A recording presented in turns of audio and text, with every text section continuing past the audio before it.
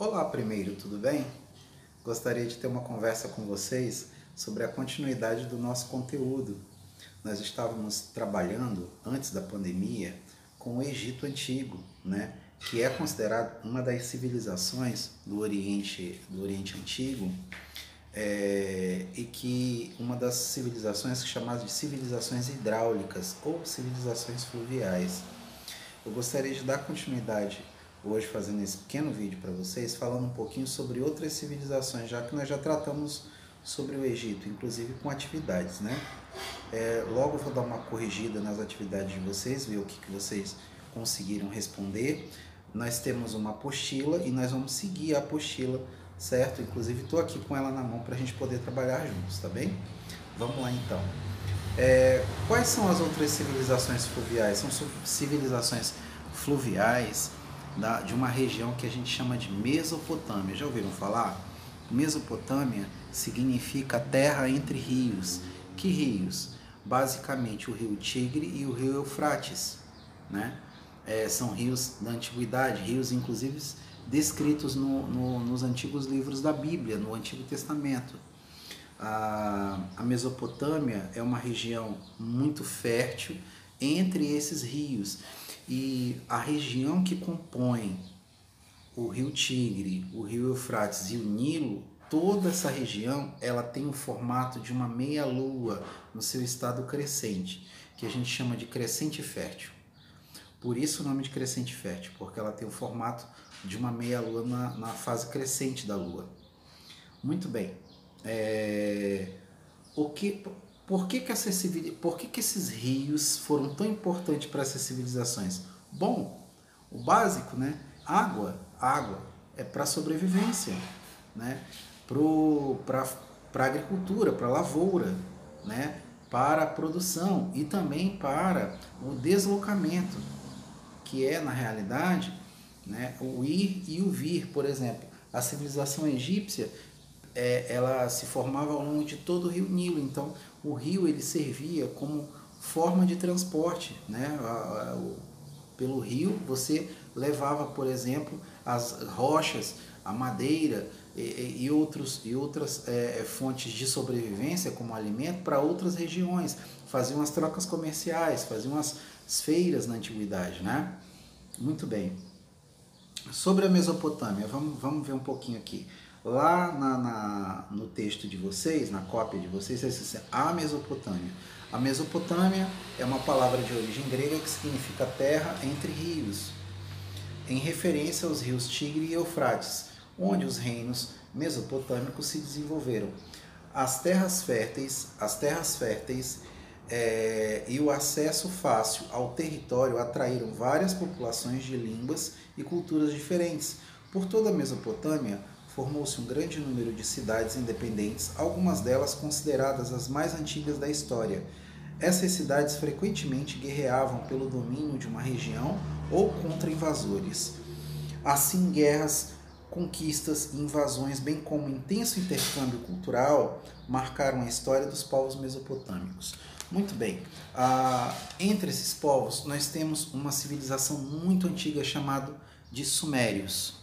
Os sumerianos, eles tinham grandes cidades-estado. O que são cidades-estado, afinal de contas? Eram cidades em que a cidade toda era um reino, tinha um rei, tinha uma religião, tinha um sistema de pesos e medidas, e existia também, inclusive, moeda própria, né? Conjunto de leis, né? de convivência e tudo mais, determinavam, por exemplo, divórcio, casamento, essas coisas que a gente fala, por exemplo, que existe no Código Civil, na Antiguidade também já existia, né? No caso aqui, as cidades mais importantes desse período é Eridur, Ur, Nippur e Uruk.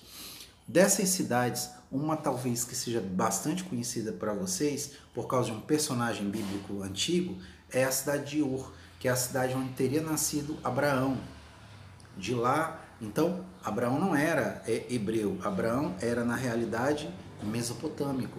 Ele saiu da sua cidade Ur, né, conforme prescrito na Bíblia, conforme dito na Bíblia, e Deus disse que teria uma cidade, uma terra para ele, aonde iria emanar leite e mel, e ele seria pai de uma grande nação. Detalhe, na época ele não tinha nenhum filho, ele e a esposa dele já tinham uma idade um pouco avançada.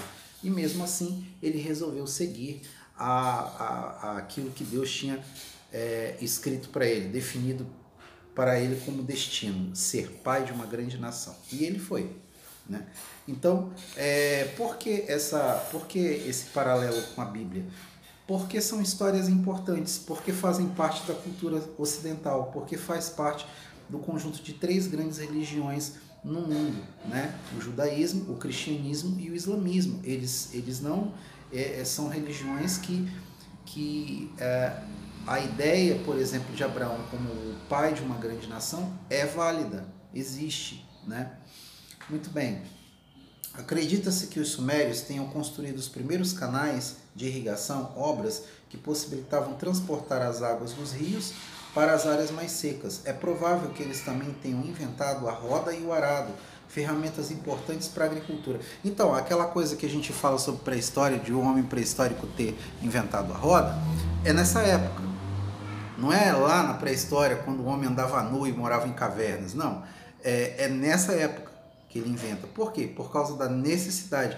O homem pré-histórico, como a gente pensa na nossa cabeça, ele não tinha essa necessidade da invenção da roda. E ele caçava ou ele simplesmente coletava aquilo que ele encontrava. Aqui não, aqui nós já temos o nascimento de civilizações, né? Então há a necessidade da criação de determinados artifícios para que você produza, para que você organize uma sociedade. Então nós já temos sociedades aqui que estão se organizando, né? Muito bem. Eles tinham um sistema de escrita que era chamado de escrita cuneiforme. O que é a escrita cuneiforme? É uma escrita que eles faziam o seguinte: eles faziam pequenas tabuinhas de barro e aí na parte de cima, onde o barro estava um pouquinho mais fresco, eles usavam cunhas e escreviam com essas cunhas nessas tabuinhas. E aí a maneira como ela era escrita ficava cunhada, ficava gravado. Então quando você passava a mão, ela ficava aquele baixo relevo. Então essa escrita ficou sendo chamada de escrita cuneiforme, porque era uma escrita forme em formato de cunha. Você escrevia com uma cunha. Muito bem. Eles são os inventores da escrita, eles são os inventores da organização de uma cidade, né, que são os antigos sumérios. Então, aí, por si só, já há, por exemplo, uma importância histórica para estudar os sumérios, né? Muito bem. O que mais que a gente pode ver? O que mais nós temos? Nós temos os acádios, que foi uma civilização que surgiu depois. Temos os sumérios, temos os acádios, e nós vamos estudar os babilônicos, né? Muito bem. Os acádios é um povo também de origem semita, né? Por que fala semita? Porque eles teriam sido, conforme a história bíblica, originários de Sem, um dos filhos de Noé, né?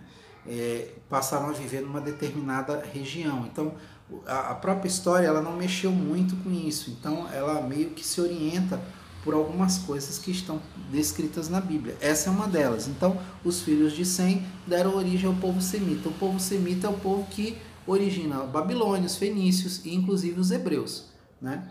São povos de uma mesma origem, né? Muito bem. Por volta de 2.200 anos a.C., sumérios foram dominados pelos acádios, um povo semita vindo da região central da Mesopotâmia. Seu líder, Sargão I, o Antigo, ou o Velho, né, chamado de Sargão o Velho, comandando um exército eficiente, foi responsável pela união das partes sul e central da Mesopotâmia, ou seja, unificou uma determinada região e criou uma espécie de primeiro império, né? Ao centralizar o poder e a administração das duas regiões, Sargão fundou um dos primeiros impérios da história, o Império Acádio. Foi um dos primeiros impérios da história, com a capital em Ágade. Ao dominar os sumérios, Sargão permitiu que os vencidos mantivessem seus costumes, ou seja, todos, a agricultura, a cultura, né? A religião, que é parte importante da cultura. Que mais, além disso, além da cultura e a religião? os hábitos, né? Os hábitos de convivência, o comércio. Isso porque viu-se que tudo isso poderia ser aproveitado e seria benéfico para o novo império, certo? Aqui, ou seja, em time que está ganhando a gente não mexe.